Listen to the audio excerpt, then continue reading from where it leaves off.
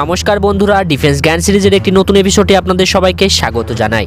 এই সিরিজের মাধ্যমে আমি আপনাদের জন্য দেশ এবং বিদেশে ঘটে চলা ডিফেন্স আপডেট ও তার অ্যানালাইসিস নিয়ে আসি, যার ফলে ডিফেন্সের ব্যাপারে জ্ঞান আপনাদের বাড়তেই থাকে।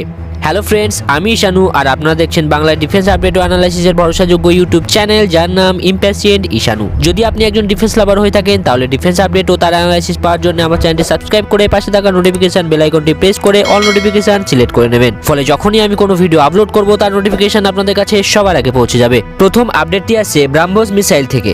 মিডিয়া রিপোর্ট অনুযায়ী ব্রাহ্মোস অ্যারোস্পেস কোম্পানির মার্কেটিং অ্যান্ড এক্সপোর্টের চিফ জেনারেল ম্যানেজার প্রবীণ পাঠকের স্টেটমেন্ট অনুযায়ী এই বছরের এপ্রিল কিংবা মার্চ মাসের দিকেই ব্রহ্মোস সুপারসনিক ক্রুজ মিসাইলের প্রথম বিক্রি ডিল সাইন হতে পারে। তিনি উল্লেখ করেননি যে কোন দেশকে বিক্রি করা হবে, তিনি শুধু বলেছেন যে এক ফ্রেন্ডলি কান্ট্রিকে এটি বিক্রি করা হবে। আমাদের পরের আপডেটটি আছে ডিআরডিও তৈরি স্মার্ট অ্যান্টি এয়ারফিল্ড ওয়েপন, যাকে আমরা SAAW নামে জানি। এই ওয়েপন বহন করবার জন্য একটি স্মার্ট কোয়াড র্যাক তৈরি করা হচ্ছে। এই একটি পাইলনে 4টি স্মার্ট অ্যান্টি এয়ারফিল্ড ওয়েপন লাগানো যাবে। একটি SAAW MKI তে কম করে এরকম 4টি হার্ড পয়েন্ট থাকবে, যাতে এই স্মার্ট কোয়াড র্যাক থাকবে। রিপোর্টে এটাও বলা হচ্ছে যে একটি SAAW MKI প্রায় 20টির মতো স্মার্ট অ্যান্টি এয়ারফিল্ড ওয়েপন বহন করতে পারবে। Bharat already dual rack develop করে নিয়েছে।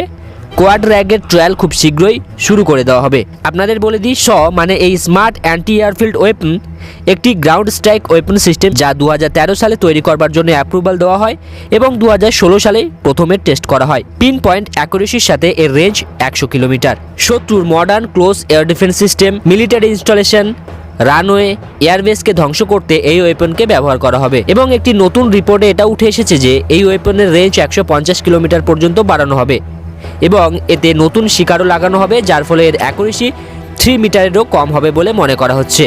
পরের আপডেটটি আছে তেজসের নেভি ভ্যারিয়েন্ট থেকে। আপনারা আশা করি জেনে গেছেন যে তেজসের navy variant INS Vikramaditya aircraft carrier থেকে তার প্রথম অ্যারেস্টেড ল্যান্ডিং এবং স্কি জাম্প সম্পন্ন করেছে। এরকম প্রায় 20 বার করা হবে। নেভি তেজসের টুইন সিটার তার অ্যারেস্টেড ল্যান্ডিং সম্পন্ন করেছে। শোনা যাচ্ছে প্রায় 8টির মতো নেভি ট্রেনার ভ্যারিয়েন্ট তৈরি করা হবে, যার সাহায্যে নেভি পাইলটদের ট্রেনিং দেওয়া হবে ভবিষ্যতে এয়ারক্রাফট ক্যারিয়ার থেকে অপারেট করবার জন্য। পরের আপডেটটি আছে ভারতের র্যাডারশিপ থেকে, যা ভারতের দ্বিতীয় র্যাডারশিপ হতে চলেছে এবং এতে লাগানো হবে dual panel long range multi function radar, যার রেঞ্জ যে কোনো 1 মিটার স্কোয়ার টার্গেটের ক্ষেত্রে 500 কিলোমিটার। এই radar solid state face technology দ্বারা তৈরি করা হয়েছে, যা র্যাডার টেকনোলজিতে সবচেয়ে অ্যাডভান্স টেকনোলজি হিসাবে মানা হয়। তো বন্ধুরা, আজকে ভিডিওটি এই পর্যন্ত। দেখা হবে নতুন একটি ভিডিওতে নতুন টপিকের সাথে। ততক্ষণে সবাই ভালো থাকবেন, সবাইকে ভালো রাখবেন। ধন্যবাদ। জয় হিন্দ।